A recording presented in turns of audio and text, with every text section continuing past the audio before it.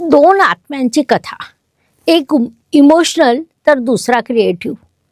जोडीने करतात खूप काही अचीव.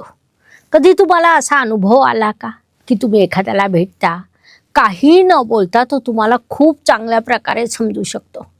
तुमच्या डोळ्यातलं पाणी, तुमच्या आवाजातील थरथर, तुमच्या चेहऱ्यावरचे हावभाव, तुमच्या मनातील न बोललेलं दुःख, सर्व काही तो जाणतो. त्याच्यासोबत तुमची जोडी खूप चांगल्या प्रकारे जमलेली असते. तर असं कर्क आणि मीन या दोन राशींच्या बाबतीत होऊ शकतं, कारण या दोन्ही राशी अत्यंत संवेदनशील आणि इमोशनल आहे. दुसऱ्याचं दुःख त्या खूप चांगल्या प्रकारे समजू शकता. या जोडीतील एक भावना जपणारा तर दुसरा भावनांमध्ये वाहून जाणारा असतो. एक घर आहे तर दुसरा सागर आहे. आता घर आणि सागर जेव्हा भेटतात तेव्हा शांतता निर्माण होत असेल की वादळ.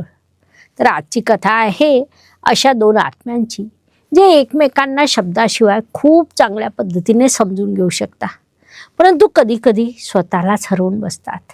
नमस्कार, मी ॲस्ट्रोगुरू डॉक्टर ज्योती जोशी सर्व ज्योतिषप्रेमी आणि अभ्यासकांचं मनपूर्वक स्वागत करते. आपण राशी रहस्य दोन आत्म्याची कथा ही मालिका चालवत आहोत. त्यात आजच्या भागात कर्क आणि मीन या दोन राशींचं रहस्य समजून घेणार आहोत. हे दोन लोक कुठल्याही नात्यामध्ये किंवा कुठल्याही कारणाने एकत्र आले, त्यांची जोडी जमली तर काय घडतं हे सविस्तरपणे समजून घेणार आहोत. म्हणून आजच्या भागाला शेवटपर्यंत बघायला विसरू नका.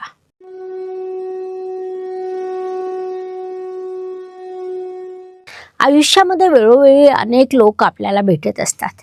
त्यातील काही लोकांसोबत आपली जोडी जमत असते, काही लोकांसोबत आपण नात्यांमध्ये असतो, काही लोकांशी वेगळ्या कारणांनी आपला संबंध येत असतो. नवरा बायको, पिता पुत्र, मित्र म्हणून कामाच्या निमित्ताने, व्यवसायाच्या निमित्ताने किंवा अन्य अजून बऱ्याच कारणांनी आपला संबंध येत असतो. हे सर्व योगायोगाने घडत असतं का हो? तर नाही, हा योगायोग अजिबात नसतो.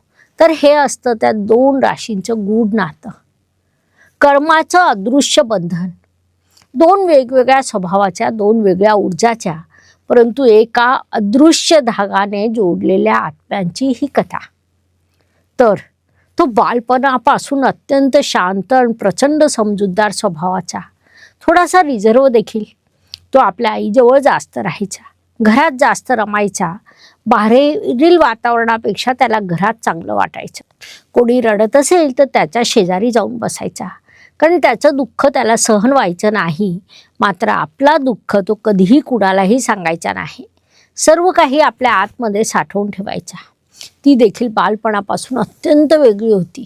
ती सतत स्वप्नांमध्ये रमायची, कधी खूप आनंदी असायची तर कधी अचानक शांत बसायची. शाळेमध्ये चित्र काढताना ती अक्षरशः हरवून जायची. कधी कधी छान छान कविता लिहायची. त्यामुळे लोक तिला म्हणायचे, ही इतर मुलींपेक्षा थोडी वेगळी आहे. आता समजा अशी ही कर्क आणि मीन राशीची जोडी पती पत्नी म्हणून असेल तर त्यांचं वैवाहिक जीवन सुखी असेल की दुःखी?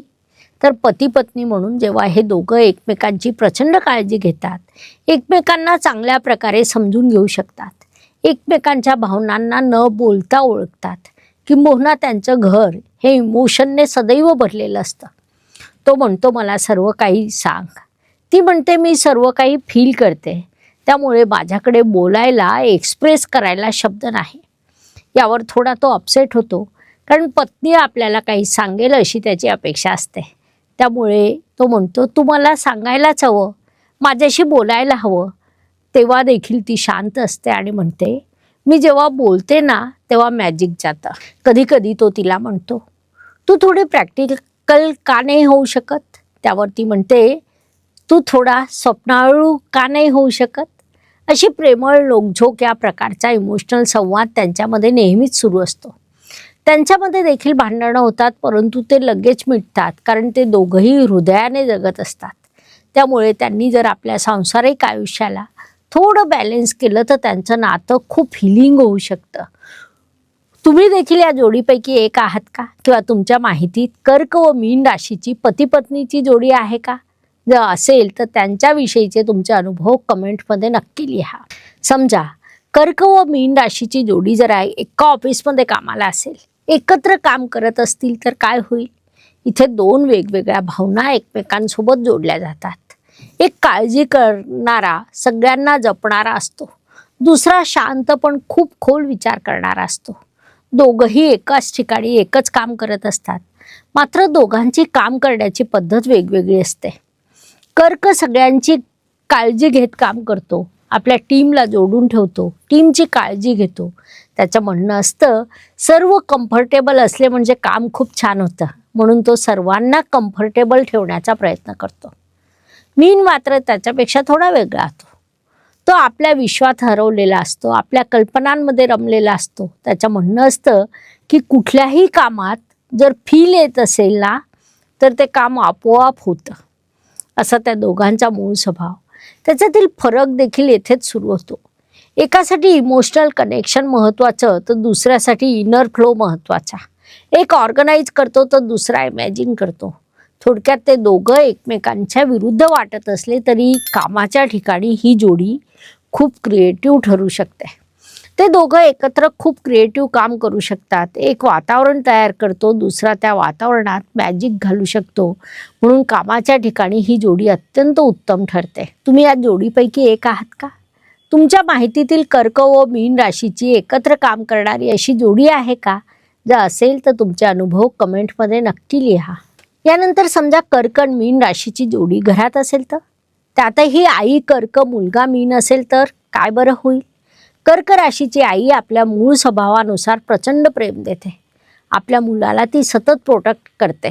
ती म्हणते तू सेफ, सुरक्षित राहा. हे माझ्यासाठी खूप महत्त्वाचे आहे.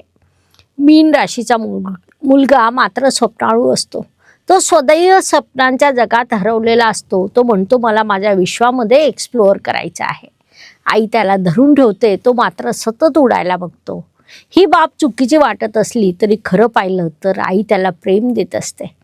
तिला मुलाची काळजी असते. तो आईला संवेदनशीलता शिकवत असतो.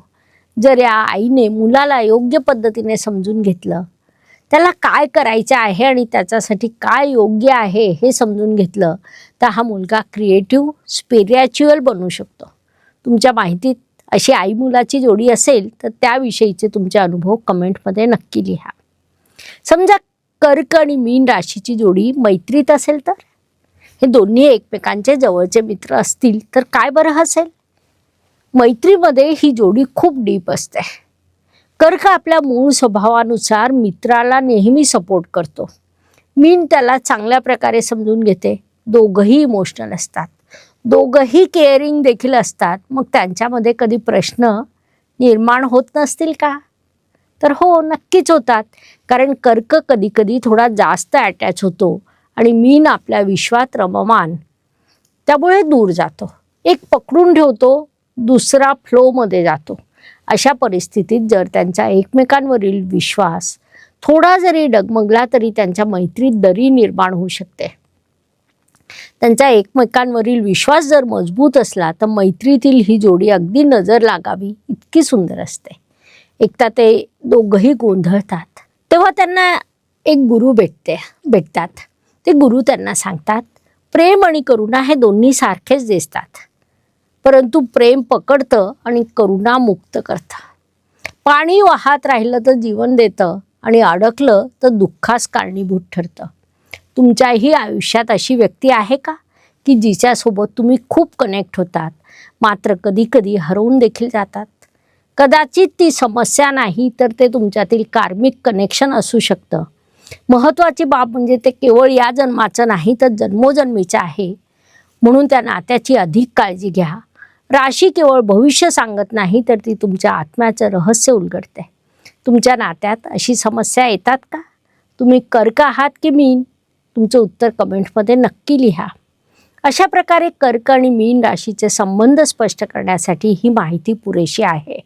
आता मला एक सांगा की पुढे तुम्हाला कोणत्या दोन राशीचं नातं समजून घ्यायचं आहे?